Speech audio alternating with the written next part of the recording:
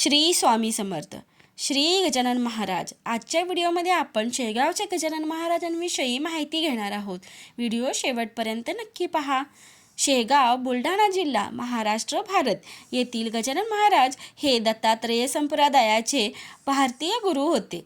त्यांचा जन्म कधी झाला हे माहीत नाही, परंतु ते पहिल्यांदा त्यांच्या तरुण वयात म्हणजे वयाच्या 30व्या वर्षी 1878च्या फेब्रुवारी महिन्यात 23 तारखेला दिसले. त्यांचे भक्त ही तिथी गजानन महाराज प्रकट दिन म्हणून आणि ऋषीपंचमी हा दिवस त्यांची पुण्यतिथी म्हणून पाळतात.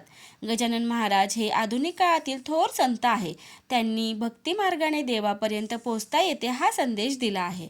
गजानन महाराजांचे चरित्र दासगुणू महाराजांनी श्री गजानन विजय ह्या ग्रंथामध्ये लिहिले आहे. श्री गजानन महाराज हे 23 फेब्रुवारी 1878 रोजी महाराष्ट्रातील बुलढाणा जिल्ह्यातील शेगाव येथे सुमारे 30व्या वर्षी तरुण रूपात पहिल्यांदा दृष्टोपतीस आले.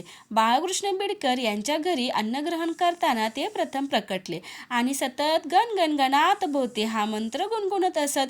ते सिद्ध पुरुष व दत्तात्रेयांचा अवतार मानले जातात.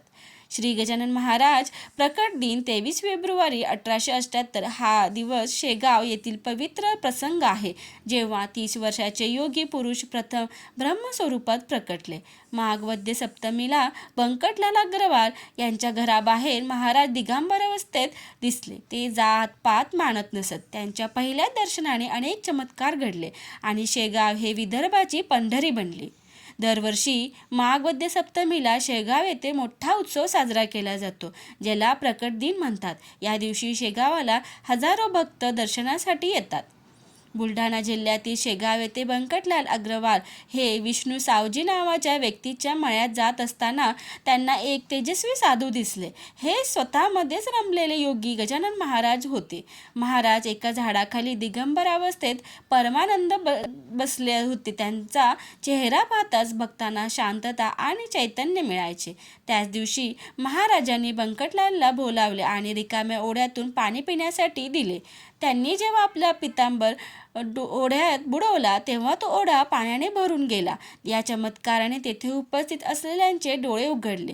गजानन महाराजांचे प्रारंभिक आयुष्य असे मानले जाते की शेगावी येण्यापूर्वी महाराज काही काळ अक्कलकोटच्या स्वामी समर्थांकडे होते आणि त्यांनी बाललीला दाखवल्या होत्या. त्यांना लहान वयातच घर सोडून दिले होते आणि त्यांनी अनेक ठिकाणी भटकंती केली होती. ते जात, धर्म, लिंग असा कोणताही भेदभाव करत नसत. गजानन महाराजांची शिकवण.